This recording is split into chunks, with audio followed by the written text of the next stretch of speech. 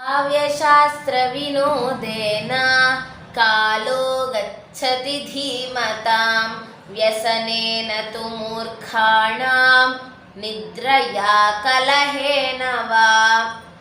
ಇಲ್ಲಿ ಧೀಮಂತರ ಲಕ್ಷಣವನ್ನ ವಿವರಿಸಲಾಗಿದೆ. ಧೀಮಂತರು ಅಂತ ಹೇಳಿದ್ರೆ ವಿದ್ಯಾವಂತರು, ಹಾಗೆ ಧೀಶಕ್ತಿಯನ್ನ ಉಳ್ಳವರು. ಆ ಒಂದು ಶ್ಲೋಕಕ್ಕೆ ಪೂರಕವಾಗಿ ಪ್ರೇರಕವಾಗಿರುವವರು ಇಂದು ಸಂದರ್ಶನ ಮಾಡಲು ಹೊರಟಿರುವವರು. ಅವರ ಸಂದರ್ಶನವನ್ನ, ಅವರ ಸಾಧನೆಯನ್ನ ಅವರ ಮಾತಿನಲ್ಲೇ ಕೇಳೋಣ ಬನ್ನಿ. ನಮಸ್ತೆ ಭಗಿನಿ. ನಮಸ್ತೆ ಅಮ್ಮ. ನಿಮ್ಮ ಹೆಸರೇನು? ಸುಶೀಲಾ ರಾವ್. ನಿಮ್ಮ ತಂದೆ ತಾಯಿ ಹೆಸರೇನು? ಅನಂತ ಸುಬ್ರಾವ್ ಅಂತ ನಮ್ಮ ತಂದೆ ಹೆಸರು. ತಾಯಿ ಹೆಸರು ಲಕ್ಷ್ಮೀ ನರಸಮ್ಮ ಅಂತ. ಅವ್ರನ್ನ ಅಮ್ಮಯ್ಯ ಅಂತ ಕರಿತಾ ಇದ್ವಿ ನಾವು. ನೀವು ಹುಟ್ಟಿದ ದಿನಾಂಕ? ಹುಟ್ಟಿದ ದಿನಾಂಕ 20/11/65 ಪುಟ. ನಿಮ್ಮ ಹುಟ್ಟೂರು ಹುಳಿಯಾರು. ನೀವು ಪ್ರಾಥಮಿಕ ಶಿಕ್ಷಣವನ್ನ ಎಲ್ಲಿ ಮುಗಿಸಿದ್ರಿ? ಹುಳಿಯಾರ್ನಲ್ಲೇ ಪ್ರಾಥಮಿಕ ಶಿಕ್ಷಣವನ್ನು ಮಾಡಿದ್ದು. ಪ್ರೌಢ ಶಿಕ್ಷಣ ಎಲ್ಲದೂ ಅಲ್ಲೇನೆ. ಎಲ್ಲ ನನ್ನ ವಿದ್ಯಾಭ್ಯಾಸ ಪೂರ್ತಿ ಅಲ್ಲೇ. ಅದು ತುಂಬ ಹಳ್ಳಿನೂ ಏನಾಗಿರಲಿಲ್ಲ.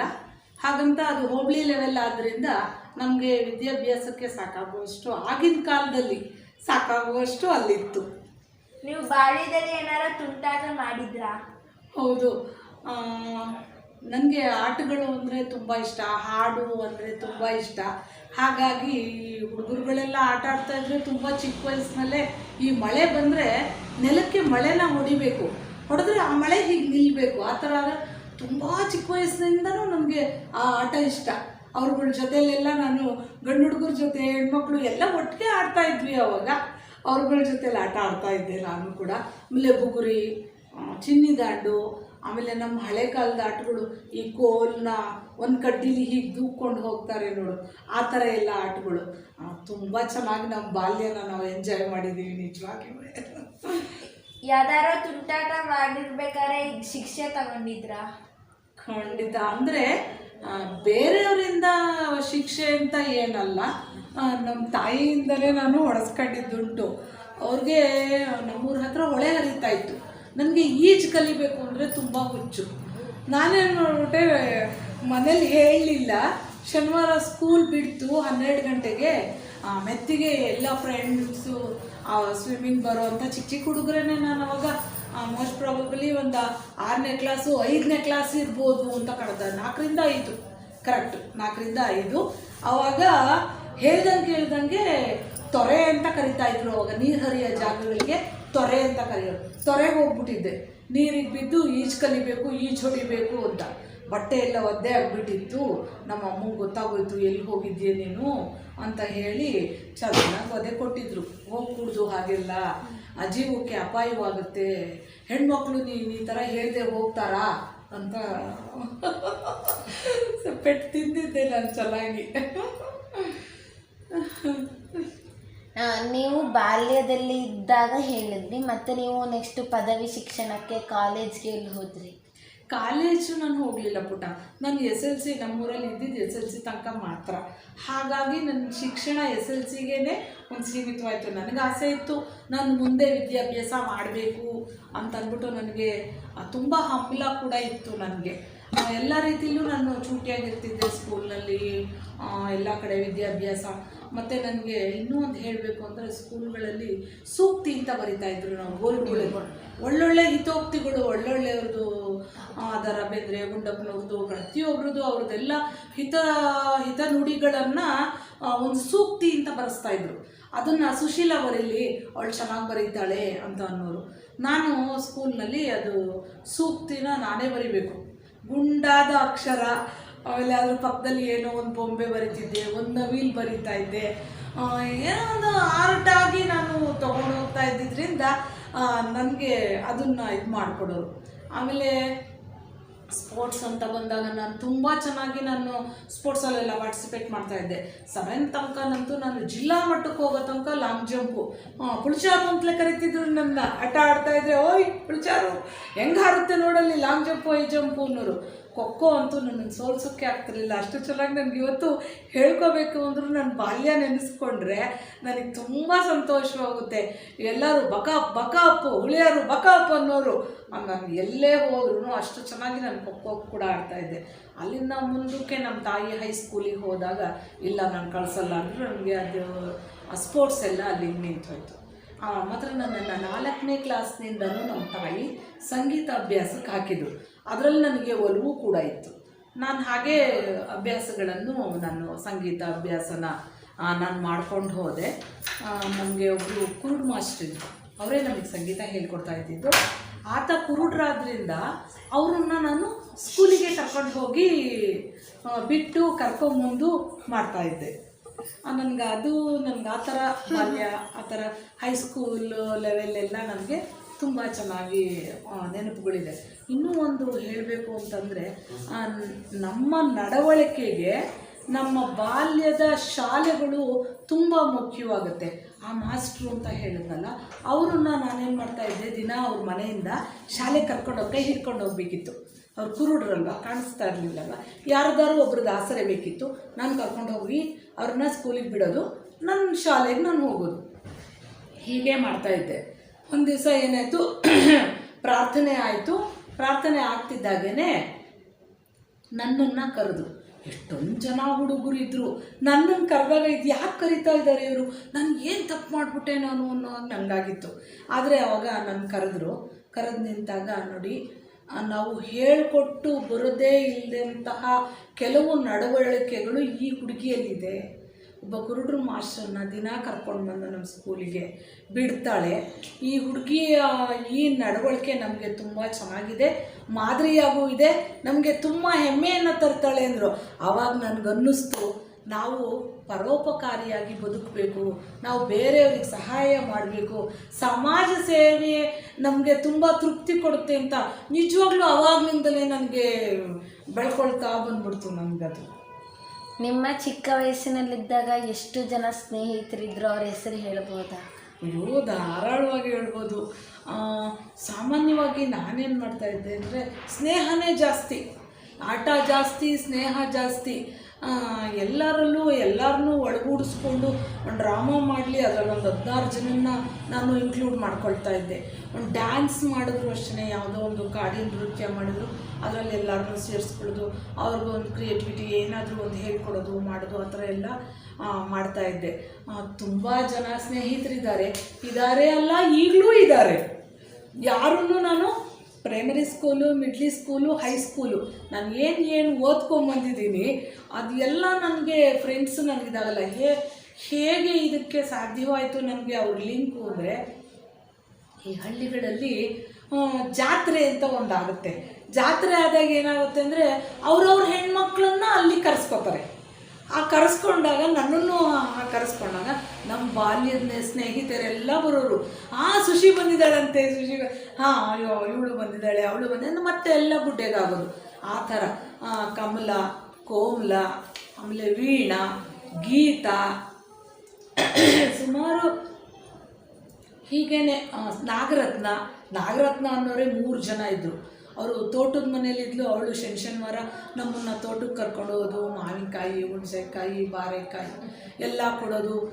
ಅವ್ರ ಮನೇಲೆಲ್ಲ ರೊಟ್ಟಿ ತಿಂದ್ಕೊಂಡು, ಅವ್ರ ತಾಯಿ ಮಾಡಿಕೊಟ್ಟಿದ್ದು ಮಜ್ಜಿಗೆ ಕುಡ್ಕೊಂಡು. ಹಾಗಾಗಿ ನನಗೆ ಸ್ನೇಹಿತೆಯರೇ ಜಾಸ್ತಿ. ಆಮೇಲೆ ಇನ್ನೊಂದು ಹೇಳಬೇಕು ಅಂದರೆ, ನಮ್ಮ ತಾಯಿ ಮಲ್ಲಿ ಎಜುಕೇಷನ್ಗೆ ಹಾಕ್ತಾ ಇರಲಿಲ್ಲ. ಹೆಣ್ಣುಮಕ್ಕಳು ಓದೋ ಸ್ಕೂಲೇ ಆಗಬೇಕು ಅಂತ ನಮ್ಮಪ್ಪ ಹುಡಿಕೊಂಡು ಕೂತ್ಕೊಳ್ಳೋರು. ಅವರ ದೃಷ್ಟವೋ ನಮ್ಮ ದೃಷ್ಟವೋ ಗೊತ್ತಿಲ್ಲ. ನಾನು ಎಲ್ಲ ಓದಿದ್ದುವೆ ಹೆಣ್ಮಕ್ಳ ಶಾಲೆನೇ. ಈಗ ಗಂಡ್ಮಕ್ಳ ಶಾಲೆ ಜೊತೆಯಲ್ಲಿ ನನಗೆ ಬೆಳೆದಿದ್ದು ನೆನಪೇ ಇಲ್ಲ ನನಗೆ. ಏನಾದರೂ ಹೋಗಿದರೆ ಈ ಟ್ಯೂಷನ್ ಅಂತ ಮಾಡ್ತಾಯಿದ್ರು, ಪಾಠದ ಮನೆ ಅಂತ, ಅಲ್ಲಿ ಮಾತ್ರ ನಾನು ಹುಡುಗರ ಜೊತೆ ಇದ್ದಿದ್ದು ನೆನಪಿದೆ. ಹುಡುಗಿಯರ ಜೊತೆನೇ ನಾನು ತುಂಬ ಇದ್ದಿದ್ದುವೆ. ಆ ಥರ ನನಗೆ ಫ್ರೆಂಡ್ಸ್ಗಳು ಕೂಡ ಪುಷ್ಪ ಅಂತ ಇದ್ಲು.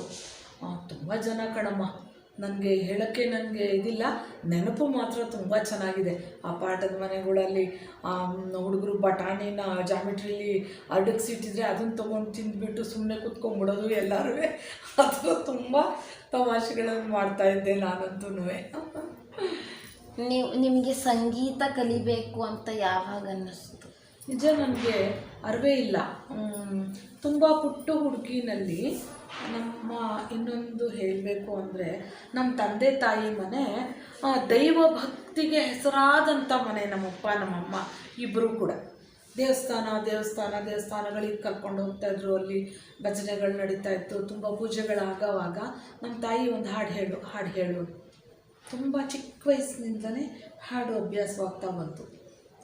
ಆಮೇಲಿಂದ ನನ್ನನ್ನು ಇದಕ್ಕೆ ಸಂಗೀತದ ಮಾಸ್ಟರ್ ಹತ್ರ ನನ್ನನ್ನು 4ನೇ ಕ್ಲಾಸ್ಗೇನೋ ಸೇರಿದ್ರು. ನಾನು ಎಲ್ಲಿ ಹೋದರೂ ನಮ್ಮಮ್ಮ ಕೂತಿರೋರು ಸುಮ್ಮನೆ ನನಗೆ ಈಗ ನೋಡಿದ್ರೆ ಸಾಕು ನನಗೆ ಅರ್ಥ ಆಗ್ತಿತ್ತು ನಮ್ಮಮ್ಮ ನನ್ನನ್ನು ಹಾಡು ಹೇಳು ಅಂತಿದ್ದಾಳೆ ಅಂತ. ಅದು ನನಗೆ ಏನೋ ಖುಷಿ ಕೊಡ್ತಾಯಿತ್ತು. ನಾನಲ್ಲಿ ದೇವಸ್ಥಾನಕ್ಕೆ ಹೋಗ್ತೀನಿ, ಇವತ್ತೊಂದು 2-3 ಹಾಡು ರೆಡಿಯಾಗಿ ಹೋಗ್ಬಿಡೋಣ, ನಾನು ಚೆನ್ನಾಗಿ ಕಲ್ತ್ಕೊಂಡು ಚೆನ್ನಾಗಿ ಹಾಗೆ ಹಾಡ್ತಾ ನನಗೆ ಅದರಲ್ಲಿ ಆಸಕ್ತಿ ಇಮ್ಮಡಿಯಾಗಿ ಬಂದ್ಬಿಡ್ತು. ಆಮೇಲೆ ನನಗೆ ಅದರ ಅರ್ಥಗಳನ್ನು ಕೇಳೋದು, ಅದರ ಅರ್ಥಗಳನ್ನು ಅರ್ಥ ಮಾಡ್ಕೊಂಡು ಹಾಡೋದು. ಅಲ್ಲಿ ಅರ್ಥ ಆಗದಿದ್ರೆ ಅಮ್ಮನ ಬಂದ್ಬಿಟ್ಟು, ಅಮ್ಮ ಇದರ ಅರ್ಥ ಏನಮ್ಮ, ಹೀಗಂದರೆ ಏನಮ್ಮ ಅಂತಂದ್ಬಿಟ್ಟು ಕೇಳೋದು ತುಂಬ ಕ್ವಶನ್ ಹಾಕ್ತಿದ್ದಂತೆ. ಎಷ್ಟೋ ಸತಿ ಬೈಸ್ಕೊಂಡಿದ್ದೀನಿ. ಅದಕ್ಕೂ ಬರೀ ಕೇಳ್ತಾನೆ ಇರ್ತೀಯ ನೀನು ಯಾವಾಗಲೂ ಅಂತಂದರೆ, ಇಲ್ಲ ಕಣಮ್ಮ ನೀನು ಹೇಳಬೇಕು ಅಂದರೆ ಕೆಲವೊಂದಕ್ಕೆ ನಾನು ಅರ್ಥ ಹೇಳೋಕ್ಕಾಗಲ್ಲ ನಿನಗೆ, ಒಂಟಿ ಕಾಲನ್ನ ನಿಂತ್ಕೋಬೇಡ ಹೊಸ್ಲು ಮೇಲೆ. ಅಮ್ಮ ಯಾಕೆ ನಿಂತ್ಕೊಬಾರ್ದಮ್ಮ ಅದಕ್ಕೆ ಬೈಸ್ಕೊತಿದ್ದೆ. ಎಲ್ಲ ಈ ಥರದ್ದು ಕೆಲವೆಲ್ಲ ನಾನು ರಿಟರ್ನ್ ಕ್ವಶನ್ಗಳು ಆ ಥರ ನನಗೆ ಹಾಡಿನ ಉತ್ಸಾಹಗಳು ಜಾಸ್ತಿ ಆಯಿತು. ಹಾಗೆ ನನ್ನನ್ನು ಚೆನ್ನಾಗಿ ಹಾಡ್ತಾಳೆ ಅನ್ನೋ ಸುಮಾರು ಜನದ ತಂದೆ ತಾಯಿಗಳ ಹಾರೈಕೆ ನನಗೆ ಪ್ರೋತ್ಸಾಹನ ತಂತು. ನೀವು ಚಿಕ್ಕ ವಯಸ್ಸಿನಲ್ಲಿ ಕಲಿತಿದ್ದಂಥ ಒಂದು ಹಾಡಿನ ಒಂದು ಭಾಗವನ್ನು ಹೇಳ್ಬೋದಾ? ಹಾಂ, ಖಂಡಿತ.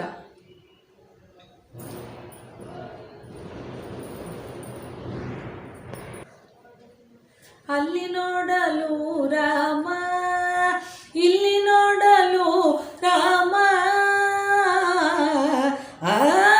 ಎಲ್ಲೆಲ್ಲಿ ನೋಡಿದರು ಅಲ್ಲಿ ರಾಮ, ಅಲ್ಲಿ ನೋಡಲು ರಾಮ.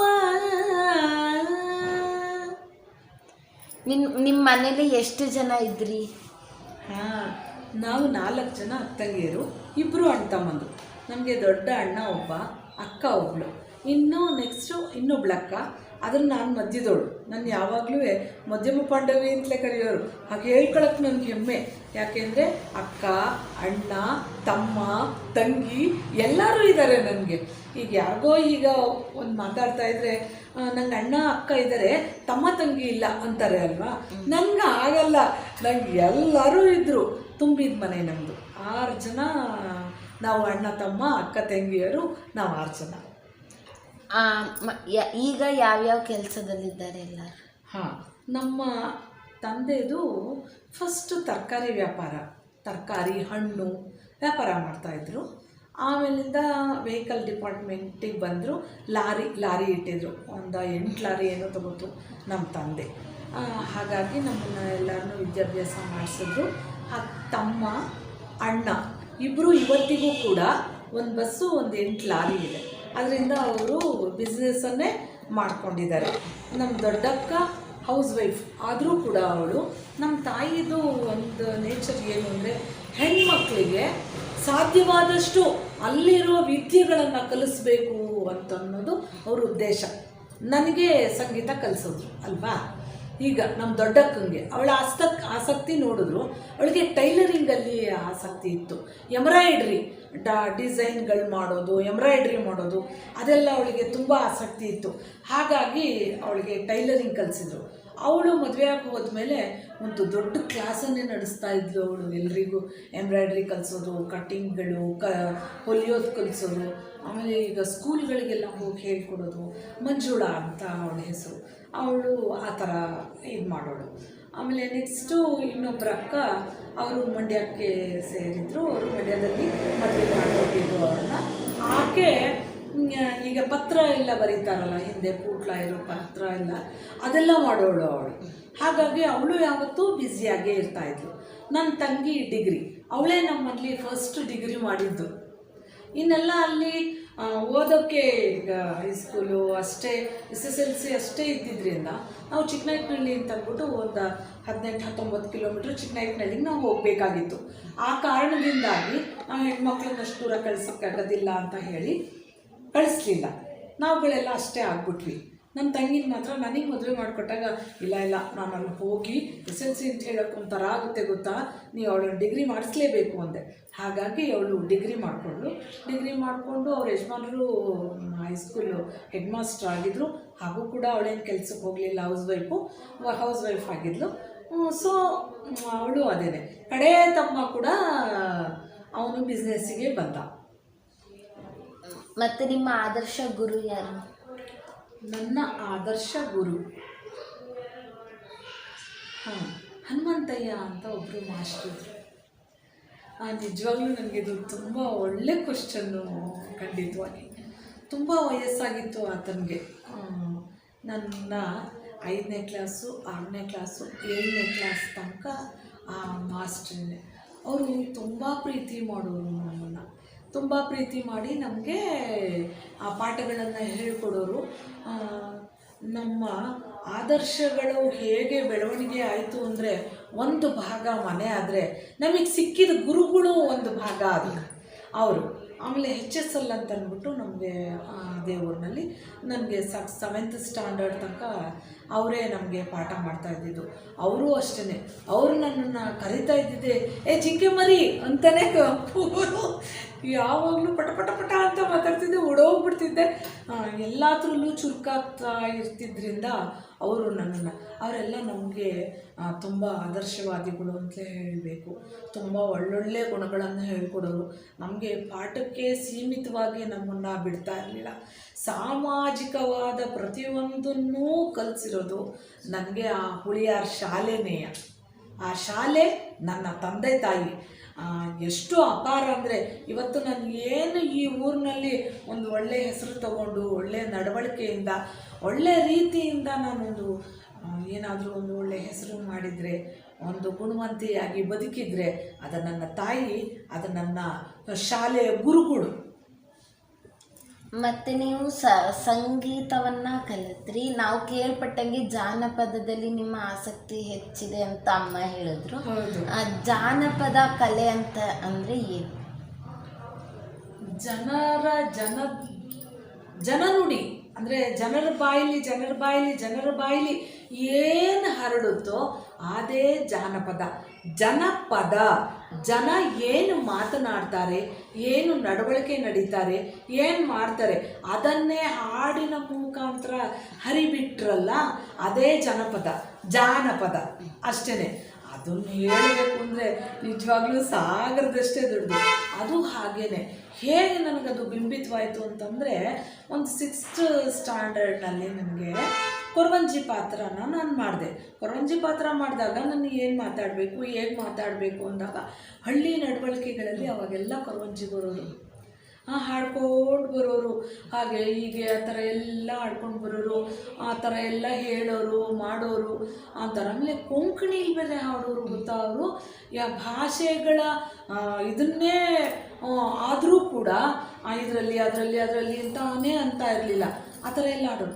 ಅದನ್ನು ನಾನು ತೊಗೊಂಬಂದ್ಬಿಟ್ಟು ವೇಷಭೂಷಣ ಸ್ಪರ್ಧೆಯಲ್ಲಿ ಪ್ರತಿ ವರ್ಷ ನನಗೇ ಬರಬೇಕು ಪ್ರೈಸು, ಆ ಥರ ನನಗೆ ಇರ್ತಾಯಿತ್ತು. ಆವಾಗ ಅದನ್ನು ಹರಿಸ್ಕೊಂಡೆ. ಅದಾದಮೇಲೆ ವೆರೈಟಿಯಾಗಿ ಇನ್ನೊಂದು ಏನಾದ್ರು ಬೇರೆ ಥರ ಮಾಡಬೇಕು. ಆವಾಗ ನನಗೆ ಏನಾಯಿತು, ಈ ಲಂಬಾಣಿ ನಮ್ಮ ಮನೆಗೆ ಹಾಲು ತಂದು ಹಾಕೋರು, ಅವ್ರ ಕಡೆಯಿಂದ ನನಗೆ ಜಾನಪದದ್ದು ಮೊದಲನೇ ಹೆಜ್ಜೆ ಸಿಕ್ಕಿರೋದೇ ನನಗಲ್ಲಿ. ಅವರ ಭಾಷೆ ಹಾಡನ್ನು ಕಲಿತೆ, ಜಾನಪದ ಹಾಡನ್ನು ಕಲಿತೆ. ನಿಜವಾಗ್ಲೂ ಹೇಳಬೇಕಾಗಿತ್ತು ನಾನಿವತ್ತು, ಅದನ್ನು ಮರೆತು ಬಿಟ್ಟಿದ್ದೀನಿ. ನಾನು ಹಾಡನ್ನು ತುಣುಕುಗಳನ್ನು ಅದನ್ನು ಬರ್ಕೊಂಡು ಆಕೆ ಹತ್ರ ಕೂತ್ಕೊಂಡು ಕಲ್ತ್ಕೊಂಡು ಬಂದು ಅವ್ರ ವೇಷಭೂಷಣನೇ ಅವ್ರ ಮದುವೆದನ್ನೇ ನಾನು ತಗೊಂಬಂದು ಇಸ್ಕೊಂಡು ಅದನ್ನು ಹಾಕ್ಕೊಂಡು ಆಡಿ ಫಸ್ಟ್ ಪ್ರೈಸ್ ಪಡಿತಾ ಇದ್ದೆ.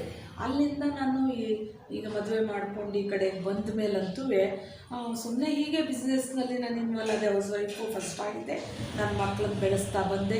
ಅದಾಗ್ತಿದ್ದಾಗೆ ನನಗೆ ಕೋಲಾಟದ್ದು ಒಂದು ಹುಚ್ಚು ಹಿಡಿತು. ಕೋಲಾಟ ಏನಕ್ಕೆ ಅಂತ ಅಂದರೆ, ತಿರುಪತಿಯಲ್ಲಿ ನಮಗೆ ಕೋಲಾಟ ಆಡಿದ್ರೆ ದೇವ್ರ ದರ್ಶನ ತುಂಬ ಈಸಿಯಾಗುತ್ತೆ. ಆ ದೈವ ಅನ್ನೋದ್ರಲ್ಲಿ ನನಗೆ ತುಂಬ ಆಸಕ್ತಿ. ಅದಕ್ಕೇನಾಗೋಯ್ತು, ಅದನ್ನು ಕಲಿಬೇಕು ಅನ್ನೋದು ಬಂತು ನನಗೆ.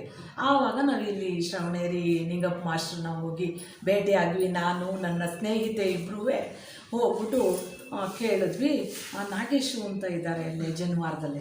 ಅವರು ಏನು ಮಾಡಿದ್ರು, ಬನ್ರಮ್ಮ ಇಲ್ಲಿ ನಮ್ಮ ಶ್ರವಣೇರಿಯಲ್ಲಿ ನಿಂಗಪ್ಪ ಮಾಸ್ಟ್ರು ಅಂತ ಒಬ್ಬರಿದ್ದಾರೆ, ಅವ್ರು ಕೋಲಾಟ ಹೇಳ್ಕೊಡ್ತಾನೆ ಕಣ್ರಮ್ಮ ಅಂದರು. ಹಾಗಾಗಿ ನಾನು ನನ್ನ ಸ್ನೇಹಿತೆ ಹೋಗಿ ಅವ್ರ ಹತ್ರ ಕೋಲಾಟ ಕಲ್ತ್ವಿ.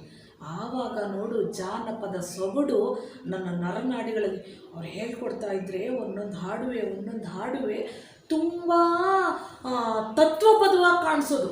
ಯಾರು ಈಗ ದಾಸರು ಏನು ಜನಗಳಿಗೆ ಬಿಂಬಿಸ್ಕೊಂಡು ಬಂದರು, ಒಳ್ಳೆಯದನ್ನು ಏನು ಹೇಳ್ಕೊಂಡು ಬಂದರು, ಅದೇ ಜಾನಪದದಲ್ಲೂ ಕೂಡ ಜನಗಳಿಗೆ ಅದನ್ನು ಬಿಂಬಿಸ್ಕೊಂಡು ಬಂದಿದ್ದಾರೆ. ಅದು ಹೇಗೆ ಜನರ ನುಡಿಯಾಗಿ ಬಂತು. ಒಂದು ಉಪದೇಶ ಆಗಲಿ, ಒಂದು ಹೆಣ್ಮಕ್ಳು ಬಾಳೋದಾಗಲಿ, ಒಂದು ಗಂಡು ಮಕ್ಕಳಿಗೆ ನಡತೆ ಆಗಲಿ, ಎಷ್ಟು ಬಿಂಬಿಸಿದ್ದಾರೆ ಅಂದರೆ ಅದು ಜಾನಪದ. ನನಗೆ ಆವಾಗ ಅದು ಇಷ್ಟವಾಗ್ತಾ ಬಂದ್ಬಿಡ್ತು ನನಗೆ. ಹೌದು, ಇದರಲ್ಲಿ ಜನರನ್ನು ನಡತೆಯನ್ನು ತಿದ್ದುವಂಥ ಪದ ಜನಪದ ಇದರೊಳಗೆ ಅಡಗಿದೆ ಅನ್ನೋದು ನನಗೆ ಅದು ತುಂಬ ಇಂಟ್ರೆಸ್ಟಿಂಗ್ ಪಾಯಿಂಟ್ ಆಯಿತು. ಅದರಲ್ಲೇ ನಾನು ತುಂಬ ಇದನ್ನೂ ಮಾಡಿದೆ ಬಿಡು, ನಾನು ಸಾಧನೆಯೂ ಮಾಡಿಬಿಟ್ಟೆ. ನಾನು ಅದರಲ್ಲೇ ಸಾಧನೆ ಮಾಡ್ತಾ ಹಳ್ಳಿಗಳೆಲ್ಲ ನನ್ನ ಕಣ್ಣು ಹುಡುಕಾಡೋಕ್ಕೆ ಶುರು ಮಾಡ್ತು. ಏನು ಮಾಡ್ತಾಯಿದ್ದಾರೆ, ಏನು ಮಾಡ್ತಾರೆ ಅಲ್ಲಿ ಅಂತಂದ್ಬಿಟ್ಟು ಎಲ್ಲ ಜಾತ್ರೆಗಳಲ್ಲಿ ನಾಟಕವಾಡೋದಾಗಲಿ, ಆ ನಾಟಕದಲ್ಲಿ ಜನನ್ನ ತಿದ್ದೋ ರೀತಿಗಳೆಲ್ಲ ಆಡೋದಾಗಲಿ, ಅದೆಲ್ಲ ನನಗೆ ತುಂಬ ಇಂಟ್ರೆಸ್ಟಾಗಿ ಕಾಣಿಸ್ಕೊತಾ ಬಂತು. ಒಂದು ಜನಪದ ಗೀತೆಯನ್ನು ಹೇಳಬಹುದಾ? ಧಾರಾಳವಾಗಿ. ಈ ಜಾನಪದ ಗೀತೆ ಏನು ಅಂತ ಅಂದರೆ, ಒಂದು ಹೆಣ್ಮಗಳಿಗೆ ಮಗು ಆಗಿದೆ, ಗಂಡನ ಮನೆಗೆ ತಂದೆ ಕರ್ಕೊಂಡು ಹೋಗಿದ್ದಾರೆ. ಬಾಣಂತನ ಅಂತ ನಾವು ಏನಂತೀವಿ, ಮಗು ಆಗಿ ಅದನ್ನು ಸಾಕಿ ಸಲಹಿ ಮಾಡಿ ಕರ್ಕೊಂಡ್ಬಂದು ಬಾಣಂತನ ಮುಗಿಸಿ ಕರ್ಕೊಂಡ್ಬಂದು ಬಿಡ್ತಾರೆ ಅಲ್ವಾ. ಆ ಒಂದು ಸನ್ನಿವೇಶಕ್ಕೆ ತಕ್ಕನಾಗೆ ಈ ಒಂದು ಜಾನಪದ ಗೀತೆಯನ್ನು ಮಾಡಿದ್ದಾರೆ. ಅಲ್ಲಿ ಏನಾಗುತ್ತೆ, ಬೇಗ ವಾಪಸ್ ಬರೋದಿಲ್ಲ ಅಂತ ಗಂಡ ಇದು ಮಾಡ್ಕೊಳ್ತಾರೆ. ಆಮೇಲೆ ತಂದೆ ಹೇಗೆ ಅವರನ್ನು ಕಳಿಸ್ಕೊಡ್ತಾರೆ, ಆ ಥರದ್ದು ಒಂದು ಹಾಡು. ಅವಳು ಗಂಡನಿಗೆ ಬರೀತಾಳೆ, ದೌರ ಸುಖದೊಳಗೆನ್ನ ಮರೆತಿಗಳು ಎನ್ನದಿರಿ, ನಿಮ್ಮ ಪ್ರೇಮವ ನೀವೇ ಹೊರೆಯ ನೀಟು, ನಿಮ್ಮ ನೆನಪೇ ನನ್ನ ಹಿಂಡುವುದು ಹಗಲಿನಲ್ಲಿ ಇರುಳಿನಲ್ಲಿ ಕಾಡುವುದು, ನಿಮ್ಮ ನೆನಪು ತೌರ ಸುಖದೊಳಗೆನ್ನ ಮರೆತಿಗಳು ಎನ್ನದಿರಿ.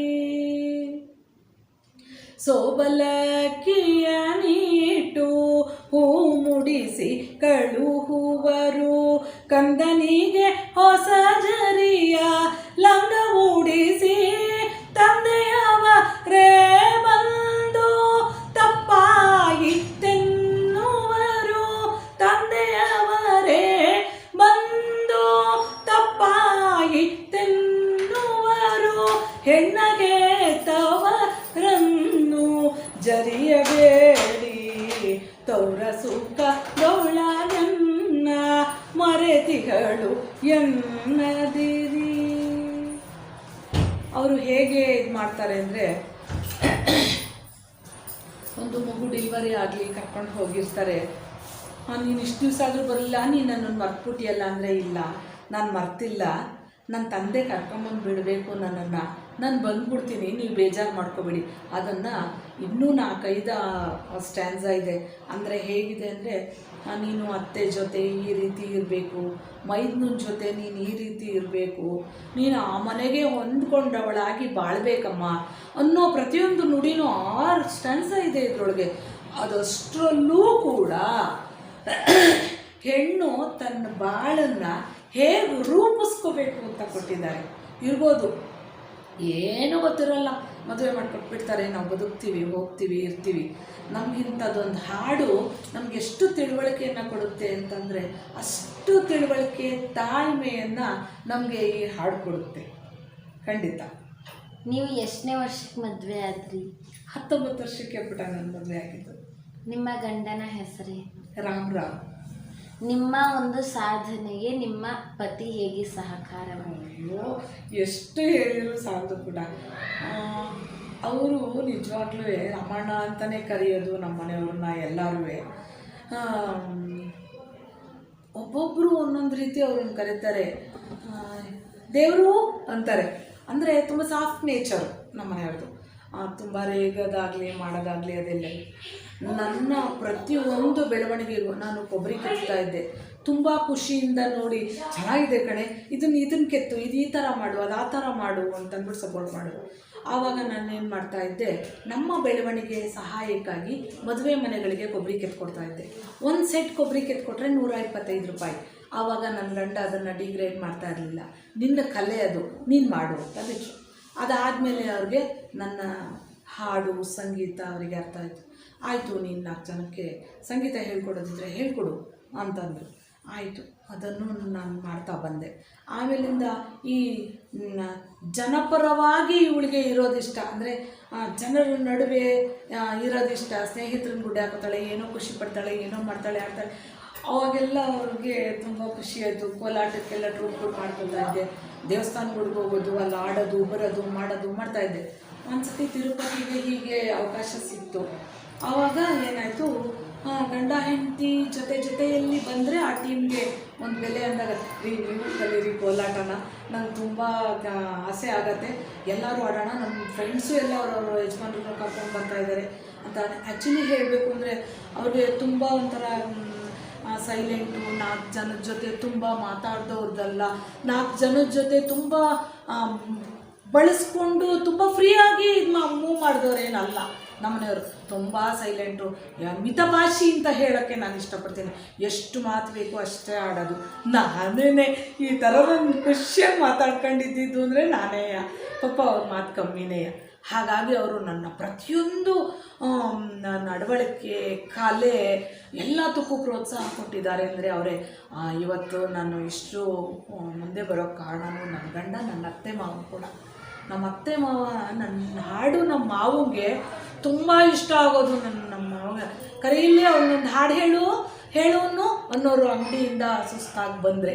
ಆ ಥರ ನಮ್ಮ ತುಂಬಿದ ಫ್ಯಾಮಿಲಿ ನನ್ನನ್ನು ಕೊಟ್ಟಿದ್ದು. ನನ್ನ ಮದುವೆ ಮಾಡಿಕೊಟ್ಟಾಗ ನಮ್ಮಲ್ಲಿ 23 ಜನದ ಒಟ್ಟು ಕುಟುಂಬ ನಮ್ಮದು. ಅಲ್ಲಿ ಹೇಗೆ ಬದುಕಬೇಕು ಅಂತ ನಿಜವಾಗ್ಲೂ ನಮ್ಮ ತಂದೆ ತಾಯಿ ಹೇಳ್ಕೊಟ್ಟಿದ್ರು. ಅಲ್ಲಿಂದ ಇಲ್ಲಿಗೆ ಬಂದರೆ ನನಗೆ ಯಾವುದೇ ವ್ಯತ್ಯಾಸ ಕಾಣು. ನಾನು ಅಲ್ಲೂ ದೇವ್ರ ಪೂಜೆ, ಪುನಸ್ಕಾರ, ಸಂಸ್ಕಾರವಂತರು. ಇಲ್ಲಿ ಬಂದರೆ ಇಲ್ಲೂ ಅದೇ. ನಮ್ಮ ಮಾವನವರು ಅಷ್ಟೇ, ತಿಮ್ಮಪ್ಪಯ್ಯನವರು ಅಂತ 30 ಹಳ್ಳಿಗೆ ಹೆಸರುವಾಸಿ ಮನುಷ್ಯ, ತುಂಬ ಗುಣವಂತರ ಮನೆಗೆ ಸೇರಿದೆ. ನಮ್ಮ ಅತ್ತೆನೂ ಅಷ್ಟೇ. ಎಲ್ಲ ಪೂಜೆ ಕೂತ್ಕೊಂಡಿದ್ರೆ, ಅಮ್ಮ ಹೂವು ಮುಡ್ಕೊಳಮ್ಮ, ಹೂವು ಮುಡ್ಕೊಂಡು ಕೂತ್ಕೋ ಅನ್ನೋರು. ಒಂದು ಹಬ್ಬ ಹುಣ್ಣಿಮೆ ಬಂದರೆ ಎಲ್ಲರಿಗೂ ಬಟ್ಟೆ ಕೊಡಿಸಿ, ಎಲ್ರಿಗೂ ಬಳೆ ಕೊಡಿಸಿ, ಸಂಭ್ರಮದ ವಾತಾವರಣ ಮನೇಲಿರೋದು. ನನಗೆ ಎಲ್ಲರೂ ಪ್ರೋತ್ಸಾಹನೇ ಕೊಡ್ತಾಯಿದ್ರು. ನಮ್ಮ ಭಾವನವರಿದ್ದರು, ವೆಂಕಟೇಶ್ ಮೂರ್ತಿ ಅಂತ ಕರೆಯೋರು. ಅವರು ಕೂಡ ನಾನು ಏನೇ ನಾನು ಮಾಡಿದ್ರೂ ಅದನ್ನು, ಅಯ್ಯೋ ನಮ್ಮ ರಾಮಿ ಹೆಂಡ್ತಿ ಎಷ್ಟು ಚೆನ್ನಾಗಿ ಕೊಬ್ಬರಿ ಕೆತ್ತಾಳೆ ಗೊತ್ತಾ, ನೋಡಿ ಇಲ್ಲಿ ಬೀಸಣಿಗೆ ಮಾಡಿದ್ದಾಳೆ, ನೋಡಿ ಕಾಯಿ ಮಾಡಿದ್ದಾಳೆ, ಎಷ್ಟು ಸಂಭ್ರಮವಾಗಿ ಎಲ್ರಿಗೂ ತೋರಿಸೋರು. ಅಂದರೆ ಅಷ್ಟು ತುಂಬ ಚೆನ್ನಾದ ಕುಟುಂಬ ನಮ್ಮ ಮನೆಯವರು. ಹಾಗೇ ಇವತ್ತಿಗೂ ಅವರ ಉತ್ಸಾಹದಲ್ಲಿ ನನಗೆ ಕೊಡೋ ಸ್ಫೂರ್ತಿಯಲ್ಲಿ ಒಂದು ಕಿಂಚಿತ್ತು ಕಮ್ಮಿ ಆಗಿಲ್ಲ. ಇವತ್ತು 40 ವರ್ಷ ಆಯಿತು ನನ್ನ ಮದುವೆ ಆಗಿ. ಆವತ್ತು ನಾನು ಮದುವೆ ಬಂದಾಗ ಹೇಗಿದ್ರೋ ಇವತ್ತು ಹಾಗೇ ಇದ್ದಾರೆ ನಮ್ಮ ಯಜಮಾನರು. ಅಷ್ಟೇ ಪ್ರೋತ್ಸಾಹನ ನನಗೆ ಕೊಡ್ತಾರೆ. ತುಂಬ ಪ್ರೋತ್ಸಾಹ ಸಿಕ್ಕಿದೆ ನಮ್ಮ ಯಜಮಾನರಿಂದ ನನಗೆ. ನಿಮಗೆ ಎಷ್ಟು ಜನ ಮಕ್ಕಳು? ನನಗಿಬ್ಬರು ಮಕ್ಕಳು. ಏನೇನು ಹೆಸರು? ಅರ್ಜುನ್, ಅರುಣ್ ಅಂತ ಅಂದ್ಬಿಟ್ಟು. ಅರ್ಜುನ್ ಇವಾಗ 33 ವರ್ಷದ ಮಗ ಇದ್ದಾನೆ. ಅವನಿಗೆ 8 ವರ್ಷ ಆಯಿತು ಮದುವೆ ಮಾಡಿ. ಒಂದು ಗಂಡು ಒಂದು ಹೆಣ್ಣು ಮಕ್ಕಳಿದ್ದಾರೆ. ಆ ಮಕ್ಕಳು ಅಷ್ಟೇ. ಈಗ ನಾವು ಹೇಗೆ ಒಂದು ಸಸಿನ ಬಿತ್ತಿ ಬೆಳೆಸಿ ಹೇಗೆ ಆರೈಕೆ ಮಾಡ್ತೀವಿ, ಆ ರೀತಿ ಆ ಗಿಡ ಸಮೃದ್ಧಿಯಾಗಿ ಬರುತ್ತೆ. ಅದಕ್ಕೆ ಏನು ಕಾರಣ ಅಂದರೆ ಮೂಲವಾಗಿ ಮಣ್ಣು ಮತ್ತು ಗೊಬ್ಬರ ಅಲ್ವಾ. ಹಾಗೆ ಮನುಷ್ಯನಿಗೆ ನಾವು ಬೆಳೆಸೋ ಮಕ್ಕಳು ಈ ರೀತಿ ಬರಬೇಕು ಅನ್ನೋ ಹಾಗೆ ನನ್ನ ಮಕ್ಕಳು ತುಂಬ ಸಂಸ್ಕಾರವಂತರಾಗಿ ಬೆಳೆದಿದ್ದಾರೆ. ಇಲ್ಲಿ ತನಕ ನಮಗೆ ತುಂಬ ತೃಪ್ತಿ ತಂದುಕೊಟ್ಟಿದೆ ನನ್ನ ಮಕ್ಕಳು. ಅರುಣ್ ಅಂತ ಇನ್ನೊಬ್ಬ, ಒಂದು ಸಾಫ್ಟ್ವೇರ್ ಇಂಜಿನಿಯರು ಬೆಂಗಳೂರಿನಲ್ಲಿದ್ದಾನೆ. ಅವನು ಅಷ್ಟೇ ಅಪ್ಪ ಅಮ್ಮನ ಮಾತನ್ನ ಒಂಚೂರು ಚಾಚು ತಪ್ಪಲ್ಲ.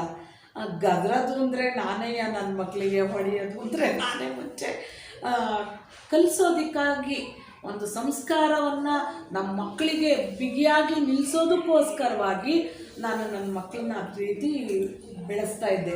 ಅದೇ ಕಟ್ಪಾಡಲ್ಲೇ ಬಂದವು ಪಾಪ ಮಕ್ಕಳು. ಇವತ್ತು ನನ್ನ ಚಿಕ್ಕ ಮಗ ಹೇಳ್ತಾ ಇರ್ತಾನೆ, ಮಗು ತುಂಬ ಇದು ಮಾಡಿಬಿಟ್ಟೆ ಅಲ್ವೇನೋ ನಿಮಗೆ ನಾನು ಅಂದರೆ, ಅಮ್ಮ ಇಲ್ಲ ಕಣಮ್ಮ, ನೀನು ಹಾಗೆ ಬೆಳೆಸಿದ್ದಕ್ಕೆ ನಾವು ಈ ರೀತಿ ಒಂದು ಸಂಸ್ಕಾರವಂತರಾಗಿ ನಾವು ಬಂದಿದ್ದೀವಿ ನಾವು ಅಂತ ನಾನು ಹೇಳ್ತಾ ಇದ್ದಿದ್ದು ಅದೇ.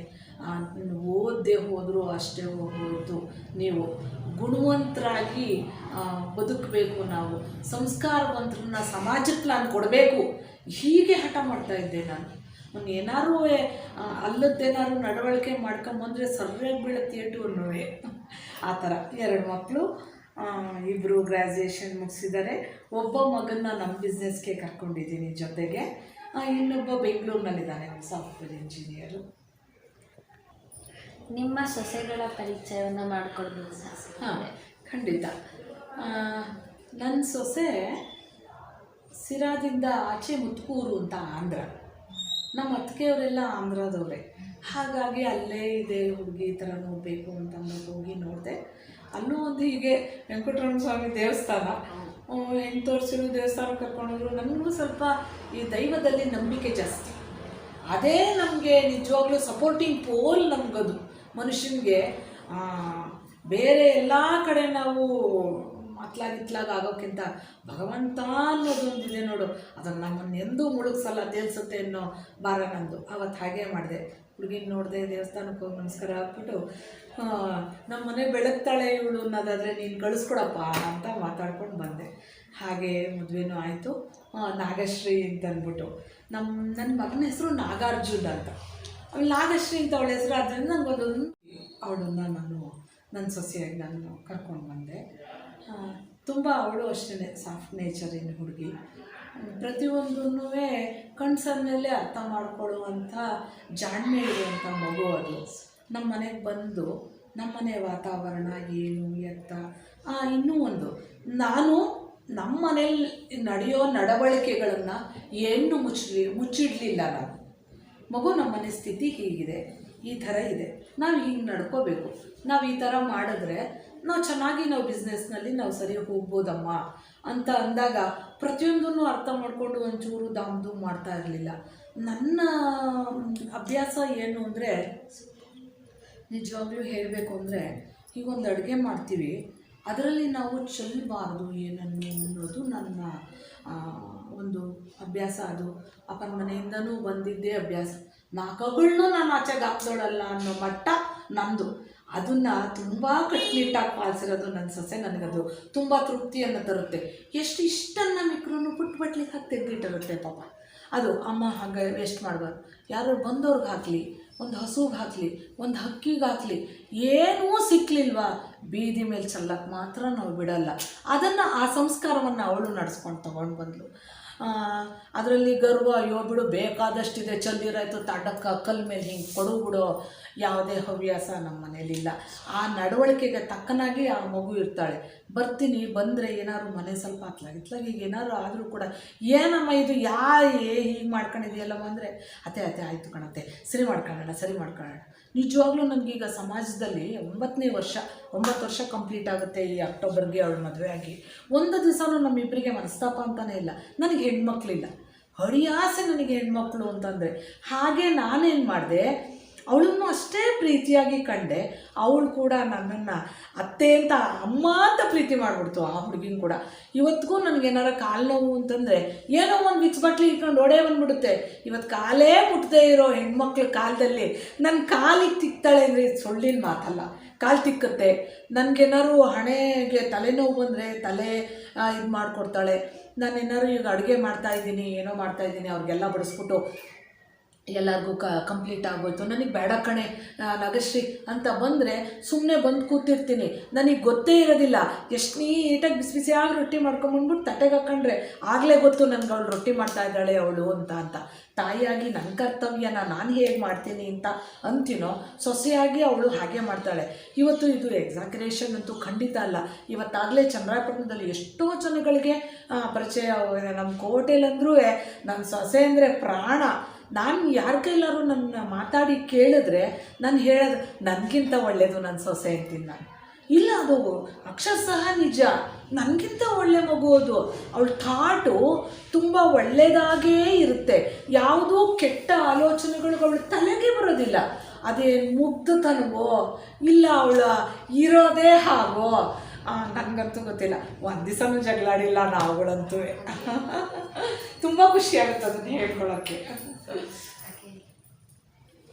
ಸಂಗೀತದಿಂದ ಎಲ್ಲರಿಗೂ ಉಪಯೋಗ ಆಗುತ್ತೆ, ಮನಃಶಾಂತಿ ಆಗುತ್ತೆ ಅಂತ ಹೇಳ್ತಾರೆ.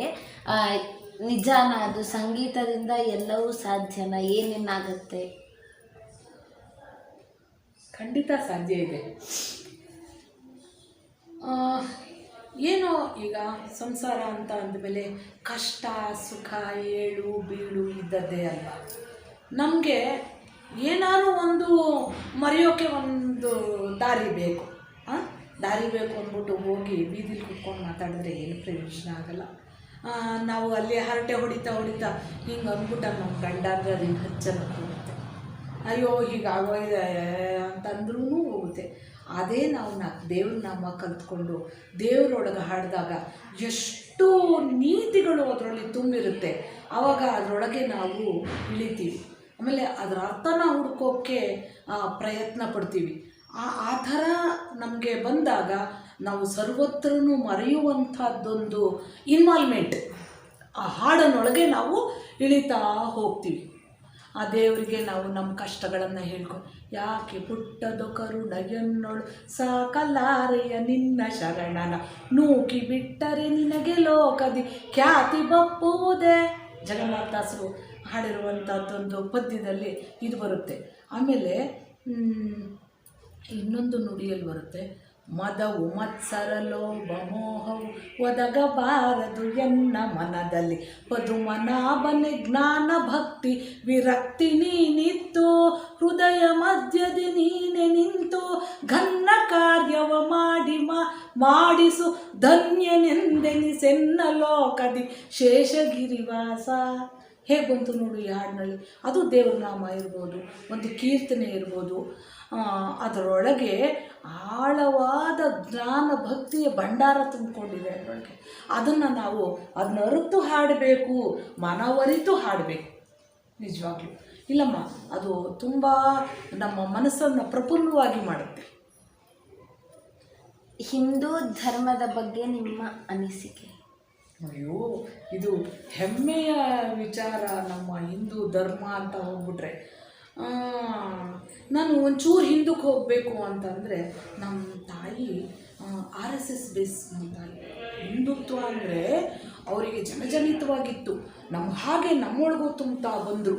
ಅಲ್ಲಿ ನಿಜವಾಗ್ಲೂ ನಾವು ಒಂದು ದೇಶಭಕ್ತಿ ಗೀತೆನಾಗಲಿ, ಒಂದು ಕನ್ನಡ ಗೀತೆಗಳನ್ನಾದರೆ ಆಗಲಿ ನಾನು ಕಿಚ್ಚಿನಿಂದ ಹಾಡ್ತಾಯಿದ್ದೆ.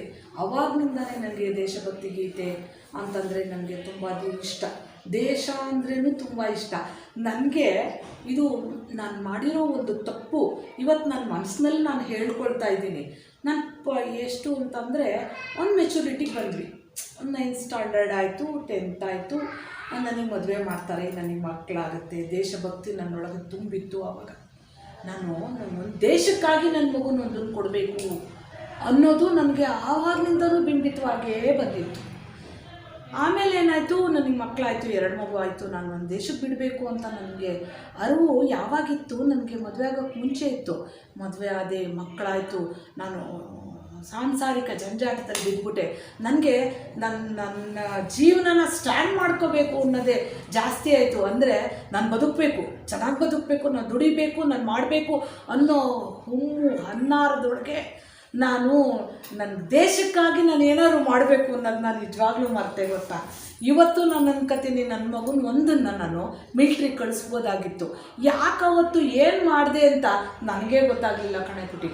ನಮ್ಮ ಸಂಸ್ಕಾರ, ಆ ದೇಶಭಕ್ತಿ, ನಮ್ಮ ಹಿಂದುತ್ವ ಅನ್ನೋದು ತುಂಬ ಇದು. ನಾನು ಸಂಗೀತ ಹೇಳ್ಕೊಡ್ತಾ ಇದ್ದೆ ಅಂತ ಹೇಳಿದ್ನಲ್ಲ, ಅವಾಗ ಯಾರು ಹುಡುಗರು ಹೀಗೆ ಬಂದು ನನ್ನ ಮುಂದೆ ಕೂತ್ಕೊಂಡ್ರೆ ನಾನು ಹೇಳ್ತಾ ಇದ್ದಿದ್ದು ಏನು ಗೊತ್ತಾ, ಕೈ ಬಳೆ ಇಲ್ದಲೆ ಬಂದರೆ ನೀನು ಬಳೆ ಹಾಕೊಂಬರ್ಬೇಕು ಕಣಮ್ಮ ನಾಳೆ ಅನ್ನುವೆ. 3 ದಿವಸ ಹೇಳುವೆ, 4 ದಿವಸ ಹೇಳುವೆ. ನಾನು ನೋಡ್ದ ಹಾಗೆ ನಾನಿಲ್ಲ. ತುಂಬ ಜನ ಜೊತೆ ತುಂಬ ಸೋಷಿಯಲ್ಲಾಗಿ ನಾನು ಇರ್ತೀನಿ. ಆದರೆ ನನಗೆ ನನ್ನ ಹಿಂದುತ್ವ ಅಂತ ಬಂದಾಗ, ನಾನು ಹೇಳ್ದೆ ಕೇಳದೆ ಇದ್ದಾಗ, ಯಾಕೆ ಹೇಳ್ದಿದ್ರೆ ಅಷ್ಟೇ ಓದ್ಲು ಬಿಡು ಅಂತ ಇರಲಿಲ್ಲ. ನನ್ನೊಳಗೂ ಒಂದು ಕೋಪ ಇದೆ. ನೀನು ಬರಬೇಡ ಕಣಮ್ಮ, ನಿನ್ನೆ ಹೇಳಿಲ್ವ ನಿನಗೆ ಬಳೆ ಹಾಕೊಂಬ ಅಂತ, ನೀನು ಯಾಕೆ ಬರಲಿಲ್ಲ ಬಳೆ ಹಾಕ್ಕೊಂಡು? ಹಣೆಗೆ ಇಟ್ಕೊಂಡು ಬಳೆ ಹಾಕ್ಕೊಂಡು ಬರೋದಾದರೆ ನನ್ನ ಹತ್ರ ಪಾಠಕ್ಕೆ ಬನ್ನಿ, ಇಲ್ಲ ನೀವು ಬರಬೇಡಿ. ಇಷ್ಟೇ ಕಠೋರವಾಗಿ ನಾನು ಮಾತಾಡ್ತಾ ಇದ್ದೆ. ನನಗೆ ಆ ರೀತಿ ನಮ್ಮ ಹಿಂದೂ ಸಂಸ್ಕೃತಿ ಸಂಸ್ಕಾರದ ಮೇಲೆ ನನಗೆ ಗೌರವ ಇದೆ. ಅದು ನನ್ನ ಹುಟ್ಟಿನಿಂದನೇ ನನ್ನ ತಂದೆ ತಾಯಿ ಹಾಕಿದ್ದು. ಹಾಗೆ ಸಂಗೀತದಲ್ಲಿ ಆ ಹುಡುಗಿಯರು ಬಂದಾಗ ನನಗೆ ಹೇಳ್ಕೊಡೋದು ಬಂದಾಗ ನನಗೆ ನಮ್ಮ ಸಂಸ್ಕಾರ, ನಮ್ಮ ಹಿಂದೂ ಸಂಸ್ಕೃತಿ ಸಂಸ್ಕಾರ ಹೇಗಿರಬೇಕೋ ಹಾಗೆ ನನ್ನ ಮಕ್ಕಳನ್ನ ನೋಡೋಕ್ಕೆ ಇಷ್ಟಪಡ್ತಾ ಇದ್ದೆ. ಹಾಗೆ ನಾನು ಎಲ್ಲ ಮಕ್ಳಿಗೂ ಏನಾದ್ರು ವೇಷಭೂಷಣಗಳು ಹಾಕಬೇಕು ಮಾಡಬೇಕು ಅಂದರೆ ಹೋಗಿ ಸಪೋರ್ಟು ಮಾಡ್ತಾಯಿದ್ದೆ ನಾನು. ಹಿಂದೂ ಧರ್ಮದ ರಕ್ಷಣೆ ಈಗಿನ ಕಾಲದವ್ರು ಹೇಗೆ ಮಾಡಬೇಕು? ಏನು ಮಾಡಬೇಕಾಗಿಲ್ಲ. ಮನೆಯಲ್ಲಿ ತಂದೆ ತಾಯಿ ಹಿಂದೂ ಸಂಸ್ಕಾರ ಸಂಸ್ಕೃತಿನ ಅವರು ಮೂಡಿಸ್ಕೊಂಡು ಬಂದರೆ ತಾನಾಗೇ ಮಕ್ಳಿಗೆ ಬರುತ್ತೆ ಅಷ್ಟೇ. ನಾವು ಏನು ಮಾಡಬೇಕು ರಕ್ಷಣೆ ಮಾಡೋಕ್ಕೆ, ನಾವೇನಲ್ಲಿ ಯುದ್ಧ ಭೂಮಿಗೆ ಹೋಗಬೇಕಾಗಿಲ್ಲ ಕಣೆ ಮಗು.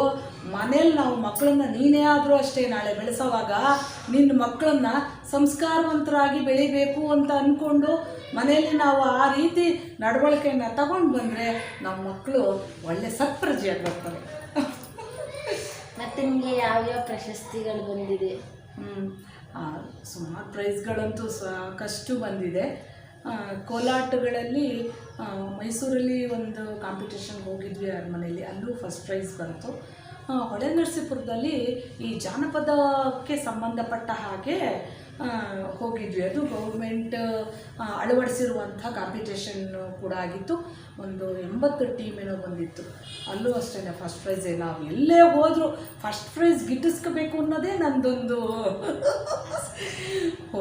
ಹುಚ್ಚು ಅಂತಂದರೂ ಅದು ಕಮ್ಮಿ ಆಗಲ್ಲ ಆ ಥರ. ಅಲ್ಲಿ ಹೊಳೆನರಸೀಪುರದಲ್ಲೂ ಅಷ್ಟೇ ತುಂಬ ಚೆನ್ನಾಗೇ ಮೂಡ್ ಬಂತು. ನಮ್ಮ ಇದು ಯಾವುದೋ ಒಂದು ಕಾಡಿನ ನೃತ್ಯ ಮಾಡಿದ್ವಿ, ಕೋಲಾಟ ಮಾಡಿದ್ವಿ. ಆಮೇಲೆ ಈ ಏನು ಹೇಳ್ತಾರೆ ಸಾಂಪ್ರದಾಯಿಕ ಹಾಡು ಅಂತ ಬಂತು. ಆವಾಗ ಒಂದು ಜನಪದ ಹಾಡನ್ನು ಹಟ್ಟಿಲಿ ಕೂತ್ಕೊಂಡು ಈ ಮಕ್ಕಳು ಮೈನರಿದ್ರೆ ಕೂತ್ಕೊಂಡು ಹಾಡ್ತಾರೆ ಅಂತ ಅಂತಾರೆ. ಅಂಥ ಹಾಡನ್ನ ಹಾಡಿ ಫಸ್ಟ್ ಪ್ರೈಸ್ ತೊಗೊಂಡು ಬಂದ್ವಿ ಅವತ್ತು. ಈಗಿನ ಕಾಲದ ಮಕ್ಕಳಿಗೆ ನಿಮ್ಮ ಸಂದೇಶ? ಈಗಿನ ಕಾಲದ ಮಕ್ಕಳಿಗೆ ಪಾಶ್ಚಾತ್ಯ ಸಂಗೀತ, ಪಾಶ್ಚಾತ್ಯ ನುಡಿ, ಪಾಶ್ಚಾತ್ಯ ಸಂಸ್ಕಾರ ಅವೆಲ್ಲದನ್ನು ಬಿಟ್ಟು ನಮ್ಮ ಹಿಂದೂಗಳದ್ದು ಏನು ನಡವಳಿಕೆ ಇದೆ, ಒಂದು ಭರತನಾಟ್ಯ ಆಗಲಿ, ಒಂದು ಜಾನಪದ ಆಗಲಿ, ಒಂದು ಡೊಳ್ಳು ಕುಣಿತ ಆಗಲಿ, ಒಂದು ಮೃದಂಗ ಆಗಲಿ, ಒಂದು ವೀಣೆ ಆಗಲಿ, ಏನೇ ನಮ್ಮ ಸಂಸ್ಕಾರ ಇದೆ ನೋಡು ಅದೆಲ್ಲ ಉತ್ತಮವಾಗಿರೋದೇ. ಹುಚ್ಚೆದ್ದು ಕುಣಿಯುವಂಥ ಯಾವುದೇ ನಮ್ಮ ಬ್ರಿಟಿಷ್ ನಡವಳಿಕೆ ಆಗಲಿ, ಅಲ್ಲಿಂದ ಬಂದಿರೋ ಹಾಡುಗಳು, ಮ್ಯೂಸಿಕ್ ಆಗಲಿ ನಿಜವಾಗ್ಲೂ ಅದೇನಂತ ಹಿತ ಕೊಡಲ್ಲ. ಹುಚ್ಚು ನಿಜವಾಗ್ಲೂ. ಮೊನ್ನೆ ರಾಕೇಶ್ ಅವರು ಅದೇ ಒಂದು ಹದದಲ್ಲಿ ಕುಣಿದಿದ್ರೆ ಆವತ್ತು ಆ ಮನುಷ್ಯನಿಗೆ ಆ ಥರ ಆಗ್ತಿರ್ಲಿಲ್ವೇನೋ ಅಂತ ನನ್ನ ಮನಸ್ಸಲ್ಲಿ ಅನ್ನಿಸ್ತು. ಏನೋ DJ ಹಾಕ್ಕೊಂಡು ಕುಣಿದ್ಬಿಟ್ರು, ಹಾರ್ಟ್ ಎಲ್ಲಿ ತನಕ ಸಾಧ್ಯವಿದೆ? ಅದಕ್ಕೋಸ್ಕರ ನಮ್ಮದೇನಿದೆ, ನಮ್ಮ ಸಂಸ್ಕಾರ ಏನಿದೆ ಅದನ್ನು ಮಾಡ್ಕೊಂಡು ಹೋಗೋಣ. ನಾವು ಅದರಲ್ಲೇ ಬೇಕಾದಷ್ಟಿದೆ ಹಾಗನ್ಸುತ್ತೆ ನನಗೆ. ನಿಮ್ಮ ಅಮೂಲ್ಯವಾದಂತಹ ಸಮಯವನ್ನು ನಮಗೆ ನೀಡಿದ್ದಕ್ಕಾಗಿ ಧನ್ಯವಾದಗಳು. ನಿಮ್ಮ ಜೀವನದಲ್ಲಾದ ಸಿಹಿ ಘಟನೆ ಏನು? ನನ್ನ ಜೀವನದಲ್ಲಾದ ಸಿಹಿ ಘಟನೆ, ನನ್ನ ಅರ್ಜುನ್ ಹುಟ್ಟಿದ್ದು, ನನ್ನ ಮಗ. ಯಾಕೆ ಅಂತಂದರೆ ನನಗೆ ಮೊದಲನೇ ಮಗು ಅಲ್ಲಿ ಹಳ್ಳಿ ಅಲ್ವಾ, ಊರಿಗೆ ಹೋಗಿದ್ದೆ, ಡೆಲಿವರಿ ಬೇಗ ಆಗಲಿಲ್ಲ. ಅಲ್ಲಿಂದ ಡಿಸ್ಟ್ರಿಕ್ಟ್ ಹೆಡ್ ಕ್ವಾರ್ಟರ್ ತುಮಕೂರಿಗೆ ಕರ್ಕೊಂಡು ಹೋದರು. ತುಮಕೂರಿಗೆ ಕರ್ಕೊಂಡು ಹೋದ್ರು. ಇವತ್ತಾಗುತ್ತೆ ನಾಳೆ ಆಗುತ್ತೆ ಮಗು ಅಂದರು. ಮಗು ಸತ್ತೋಗ್ಬಿಡ್ತು. ಅದು ನನಗೆ ನೋವಾಗ್ಬಿಡ್ತು. ನನಗೆ ತುಂಬ ನೋವು ತಂದುಬಿಡ್ತು. ಅಯ್ಯೋ ದೇವ್ರೆ ಹೀಗಾಗ್ಬಿಡ್ತಾ ಅಂತ. ಹಾಗಾದ ಕಾರಣದಿಂದ ನನ್ನ ನೆಕ್ಸ್ಟ್ ಡೆಲಿವರಿ ನಮ್ಮ ಅರ್ಜುನ್ ಹುಟ್ಟಿದ್ನಲ್ಲ, ಅದು ನನಗೆ ಅತ್ಯಂತ ಸಂತೋಷವಾದ ದಿನ ಆಗ್ಬಿಡ್ತು. ನಿಮ್ಮ ಜೀವನದಲ್ಲಿ ಆದಂಥ ಕಹಿ ಘಟನೆ? ಬಿಸ್ನೆಸ್ಸು ಚೆನ್ನಾಗಿ ನಡ್ಕೊಂಡು ಹೋಗ್ತಾ ಇತ್ತು. ನಮ್ಮ ಮನೆಯವ್ರ ಸಾಫ್ಟ್ ನೇಚರ್ಗೆ ಜನ ತುಂಬ ಸಾಲಗಳನ್ನು ತಗೊಂಡು ಹೋಗಿ ಏನಾಗೋಯ್ತು, ಒಂದು 75 ಲಕ್ಷದ ತನಕ ನಮಗೆ ಸಾಲ ಬಿದ್ದು ಹೋಗ್ಬಿಡ್ತು. ನಾವು ಇಬ್ಬರೂ ನಿಜವಾಗ್ಲೂ ಹೇಳ್ತೀನಿ ಸೋತು ಹೋದ್ವಿ. ನನ್ನ ಗಂಡ ನಾನು ಪಕ್ಕನೇ ಕೂತ್ಕೊಳ್ತಾ ಇದ್ದೆ. ಒಳ್ಳೆ ಬಿಸ್ನೆಸ್ನೇ ನಾವು ಮಾಡ್ತಾಯಿದ್ವಿ. ಗುಡ್ ಅಂತ ಒಪಿನಿಯನ್ನು ಜನಗಳ ಹತ್ರ ತಗೊಂಡಿದ್ವಿ. ತುಂಬ ಚೆನ್ನಾಗಿ ವ್ಯಾಪಾರನೂ ಆಗ್ತಾಯಿತ್ತು. ಸಾಲಗಳು ಹೋದ ಹಾಗೆ ತಂದ್ಕೊಡ್ತಾರೆ ಒಳ್ಳೆ ಜನ ಅಂತ ಅದೊಂದು ಕಹಿಯಾದ ನೋವು. ನಿಜವಾಗ್ಲೂ ನಾವು ಮೇಲೆ ಹೇಳೋದೇ ಇಲ್ವೇನೋ ಅನ್ನೋ ಅಷ್ಟು ಬೇಜಾರು ತರಿಸಿದ ದಿನ ನಾವಿಬ್ಬರು ಬಿಸ್ನೆಸ್ನಲ್ಲಿ ಸೋತಿದ್ದು, ಎಲ್ಲ ಲಾಸ್ ಮಾಡ್ಕೊಂಡಿದ್ದು. ರೈತರ ಬಗ್ಗೆ ನಿಮ್ಮ ಅಭಿಪ್ರಾಯ? ನಾನು ಹೇಳಿದ್ನಲ್ಲ ಇವಾಗ, ಬಿಸ್ನೆಸ್ನಲ್ಲಿ ನಾನು ಕೂತ್ಕೊಳ್ತಾ ಇದ್ದೆ, ನನ್ನ ಯಜಮಾನ್ರ ಪಕ್ಕ ಅಂತ. ಎಲ್ಲರಿಗೂ ನಾನು ಗಮನ ಕೊಡ್ತಾಯಿದ್ವಿ, ಎಲ್ಲ ಮಾಡ್ತಾಯಿದ್ವಿ. ಹಳ್ಳಿಯಿಂದ ಬಂದು ಯಾರಾದರೂ ರೈತರು ಹೀಗೆ ಅಂತ ಅಂದರೆ ನನಗೆ ಅವ್ರ ಬಗ್ಗೆ ತುಂಬ ಸಹಕಾರ. ನಮ್ಮ ಮನೆಯವ್ರಿಗೆ ಜಾಸ್ತಿ, ನನಗೆ ಇನ್ನೂ ಜಾಸ್ತಿ. ಹಳ್ಳಿಗರು ಬಂದರು ಅಂತಂದರೆ ಇದು ತಗೊಳ್ಳಿ ಇದು ಚೆನ್ನಾಗಿದೆ, ಇದನ್ನು ಹಾಕಬೇಡಿ ಅಣ್ಣ, ಅದು ತುಂಬ ಜಾಸ್ತಿ ದುಡ್ಡು, ಸುಮ್ಮನೆ ನೀವು ಇದು ಮಾಡ್ಕೊಳ್ಬೇಡಿ, ನಿಮ್ಗೆ ಇರೋ ಅಷ್ಟರಲ್ಲಿ ಚೊಕ್ಕವಾಗಿ ಮನೆ ಕಟ್ಕೋಬೋದು ಅಂತ ಹೇಳ್ತಾ ಇದ್ದೆ. ನನಗೆ ಅನ್ನ ಕೊಡೋ ರೈತನೇ ನಮ್ಮ ಜೀವನಾಡಿ ಅವರು ನಮಗೆ ಅನ್ನೋದು ನನಗೆ ಮುಂಚೆಯಿಂದನೂ ಗೊತ್ತಿತ್ತು. ನನಗೆ ನಮ್ಮ ತಾಯಿ ಮನೇಲೂ ಕೂಡ ನಾವು ಭತ್ತದ ಬವಣೆ ಮೇಲೆ ಮಲ್ಕೊಂಡು ಅದನ್ನು ಬಡ್ದಿದ್ದು ಭತ್ತ ನೋಡಿ ಬಂದವಳು ನಾನು. ಹಾಗಾಗಿ ನನಗೆ ರೈತರ ಬಗ್ಗೆನೂ ಅಷ್ಟೇ ತುಂಬ ನನಗೆ ತುಂಬ ಆಸೆ, ತುಂಬ ಇಷ್ಟ ಅನ್ನುವೆ. ಅವ್ರಿಗೆ ಕೈಲಾಗಿದ್ದು ಏನಾದ್ರು ಮಾಡಬೇಕು ಅಂತ ನನಗೆ ಅನ್ನಿಸ್ತಾ ಇರ್ತಿತ್ತು. ಸೈನಿಕರ ಬಗ್ಗೆ ನಿಮ್ಮ ಅಭಿಪ್ರಾಯ? ಅದೇ ಹೇಳಿದ್ನಲ್ಲ, ಸೈನಿಕರು ನಾವು ಅನರ್ಘ್ಯ ರತ್ನಗಳು ಕಣಮ್ಮ. ಅವರು ಸೈನಿಕರು ಅನ್ನೋರು. ನಾನು ಹೇಳಿದ್ನಲ್ಲ, ನನ್ನ ಜೀವನದಲ್ಲಿ ನಾನು ಮಾಡಿರೋ ತಪ್ಪು ನನಗೆ ಫಸ್ಟು ಅರಿವು ಮೂಡ್ದಲೇ ಇದ್ದಾಗ ಬಂದ ಥಾಟ್ ಇತ್ತಲ್ಲ, ಅದು ಸರಿಗಿತ್ತು ಅಂತ ನಾನು ಆಮೇಲೆ ತಗೊಳ್ದೆ. ಮಾರಿದ ಬದುಕು ನಾನೊಬ್ಬ ನನ್ನ ಸೈನಿಕನಾಗಿ ನನ್ನ ಮಗನೊಬ್ಬನ್ನ ನಾನು ಕೊಡಬೇಕಾಗಿತ್ತು. ನಾನು ಕೊಡದೆ ನಾನು ಇದು ಮಾಡಿದೆ. ಅದು ಪ್ರೌಢ ಸೇವಾ, ಅದು ನಮ್ಮದು. ಕಲಾ ಪರಿವಾರದ ಬಗ್ಗೆ ನಿಮ್ಮ ಅಭಿಪ್ರಾಯ? ಏನು ಗೊತ್ತಾ, ನಮ್ಮಲ್ಲಿ ಈ ಲಿಂಗೇಶ್ವರ ದೇವಸ್ಥಾನದಲ್ಲಿ ದೇವ್ರನ್ನ ಹೇಳ್ಕೊಡೋಕ್ಕೆ ಶುರು ಮಾಡಿದೆ. ಅವಾಗ ಸುಮಾರು ಒಂದು 60 ಜನ ಬರ್ತಾಯಿದ್ರು. ಆಮೇಲೆ ಹಾಗೆ ಕಮ್ಮಿ ಆಯಿತು, ಈ ಥರ ಆಯಿತು, ಆ ಥರ ಆಯಿತು. ಹಾಗಾಗ್ತಾ ಒಂದು 15 ಜನಕ್ಕೆ ಒಂದು ಆವ್ರೇಜ್ ಒಂದು ಗುಂಪು ಅಂತ ಮಾಡ್ಕೊಂಡು ಸುಮ್ಮನಾಗಬೇಕು. ಆಮೇಲೆ ಅವ್ರು ಯಾರೋ ಅಲ್ಲಿ ಇನ್ನೊಂದು ಗುಂಪು ಮಾಡ್ಕೊಳ್ಳಿ, ಇವ್ರು ಯಾರೋ ಇನ್ನೊಂದು ಗುಂಪು, ಹೀಗೇ ಆಗ್ತಾಯಿತ್ತು. ಆಮೇಲೆ ಎಲ್ಲ ಭಜನಾ ಮಂಡಳಿಗಳೂ ಒಂದು ಕಡೆಗೆ ಸೇರಿದ ಒಂದು ಗುಂಪು ಮಾಡೋಣ ಅಂತ ಅಂದಾಗ ಅದೇ ಕಲಾ ಪರಿವಾರ ಅಂತ ಹೆಸರಿಟ್ಟು ತಾರಾ ಮೇಡಮ್ನವ್ರು ಮಾಡಿದ್ರು. ತುಂಬ ಸಂತೋಷ. ನಿಜವಾಗ್ಲೂ ನಾನು ಆಕೆಗೆ ಎಷ್ಟು ಧನ್ಯವಾದ ಹೇಳಿದ್ರು ಸಾಲದಾಗುತ್ತೆ. ಎಲ್ಲರನ್ನು ಒಟ್ಟುಗೂಡಿಸಿದ್ರು. ಆ ಕಲಾ ಪರಿವಾರ ಅನ್ನೋದು ಏನಾಯಿತು ಅಂತಂದರೆ, ಹಿಂದುತ್ವ ಅನ್ನೋದು ಗಟ್ಟಿಯಾಗೋದಕ್ಕೆ ಒಂದು ಮರವಾಗಿ ನಿಂತಿದೆ ಇವತ್ತು. ನಿಜವಾಗ್ಲೂ ಅದು ಕಲಾ ಪರಿವಾರ ಅನ್ನೋದು ಗಟ್ಟಿಯಾದ ಬೇರು ಸಹಿತ ಒಳಗೆ ಹೋಗಿರೋದು ಒಂದು ಮರವಾಗಿ ಬೆಳೆದು ನಿಂತಿದೆ ಕಲಾ ಪರಿವಾರ. ಭಜನಾ ಮಂಡಳಿಗಳು ಒಳ್ಳೆಯ ಮನಸ್ಥಿತಿಗಳನ್ನು ಮಾಡ್ಕೊಳ್ಳೋದಕ್ಕೆ ಅದೊಂದು ದಾರಿ. ಹಾರ್ಯಂ ನ ಚ ರಾಜಹಾರ್ಯಂ ನ ಭ್ರಾತೃಭಾಜ್ಯಂ ನ ಚ ಭಾರಕಾರಿ ವ್ಯಯೇ ಕೃತೆ ವರ್ಧತ ಏವ ನಿತ್ಯಂ ವಿದ್ಯಾಧನಂ ಸರ್ವಧನ ಪ್ರಧಾನಂ. ವಿದ್ಯೆ ಎಂಬ ಧನವು ಎಲ್ಲ ಜನಕ್ಕೂ ಮಿಗಿಲಾದದ್ದು ಎಂಬ ಒಂದು ಸುಭಾಷಿತ ಇದೆ. ಹಾಗೆ ಇಂದು ನಾವು ಸಂದರ್ಶನದ ಮೂಲಕ ಹಲವಾರು ವಿಚಾರಗಳನ್ನ ತಿಳಿದುಕೊಂಡಿದ್ದೇವೆ. ನಮ್ಮ ಈ ಒಂದು ಅರ್ಧ ಗಂಟೆ 30 ನಿಮಿಷ ಹೇಗೆ ಹೋಯಿತು ಎಂಬ ಅರಿವೇ ಇಲ್ಲದೆ ಸಂತೋಷದಿಂದ ಹಲವಾರು ವಿಚಾರಗಳನ್ನು ಕಲಿತಿದ್ದೇವೆ. ಈ ಒಂದು ಸಮಾಜದಲ್ಲಿ ಸಂಗೀತಕ್ಕೆ ಎಷ್ಟು ಪ್ರಾಮುಖ್ಯತೆ, ಜನಪದ ಎಂದ್ರೇನು, ಜಾನಪದ ಗೀತೆಯಿಂದ ಏನು ಉಪಯೋಗ ಆಗತ್ತೆ, ಹಾಗೆ ಪ್ರಶಸ್ತಿಗಳು ತಗೊಂಡಾಗ ಹೇಗೆ ಸಂತೋಷ ಆಗತ್ತೆ, ಪ್ರಶಸ್ತಿಗಳನ್ನು ತಗೊಳ್ಬೇಕಾದ್ರೆ ಯಾವ ಮನಸ್ಥಿತಿ ನಮ್ಮಲ್ಲಿದ್ದರೆ ನಾವು ಗೆಲ್ಲಬಹುದು, ಕಷ್ಟ ಇದ್ದರೆ ಮುಂದೆ ಸುಖ ಸಿಗತ್ತೆ, ವಿದ್ಯಾರ್ಥಿನಃ ಕುತೋ ಸುಖಂ ಕುತೋ ವಿದ್ಯಾರ್ಥಿನಃ ಅಂತ ಹೇಳ್ತಾರೆ. ಅಂತ ಹೇಳಿದ್ರೆ ವಿದ್ಯಾರ್ಥಿಗಳಿಗೆ ಸುಖ ಇದ್ದರೆ ಅದು ಒಂದು ವಿದ್ಯಾರ್ಥಿಗಳಿಗೆ ಸುಖ ಇರಬೇಕು, ಇಲ್ಲ ಅಂದರೆ ವಿದ್ಯೆ ಇರಬೇಕು. ವಿದ್ಯೆ ಇದ್ದಾಗ ಸುಖ ಇರಬಾರ್ದು, ಸುಖ ಇದ್ದಾಗ ವಿದ್ಯೆ ಇದ್ದರೆ ಅದು ಸರಿಯಾಗೋದಿಲ್ಲ ಅಂತ ಅದನ್ನು ನಾವು ಇಂದಿನ ಸಂದರ್ಶನದಲ್ಲಿ ಕಲಿತಿದ್ದೇವೆ. ವಿದ್ಯಾರ್ಥಿಗಳಾಗಿದ್ದಾಗ ಕಷ್ಟಪಟ್ಟು ನಾವು ಶ್ರಮ ವಹಿಸಿ ಕಲಿತರೆ ಮುಂದೊಂದು ದಿನ ನಾವು ಸುಖವಾಗಿರಬಹುದು. ಹಾಗೆ ತುಂಟಾಟಗಳನ್ನು ಮಾಡ್ತಾ ಎಲ್ಲವನ್ನ ಕಲಿತಾ ಸಹವಾಸದಿಂದ ಎಲ್ಲ ಒಳ್ಳೆಯ ಗುಣಗಳನ್ನು ಕಲಿತಾ ಇಂದು ಎಲ್ಲರಿಗೂ ಕೂಡ ಆದರ್ಶ ವ್ಯಕ್ತಿಗಳಾಗಿರುವಂತಹ ಸುಶೀಲಾ ಭಗಿನಿಯವರ ಸಂದರ್ಶನವನ್ನ ಕೇಳಿದ್ದೇವೆ.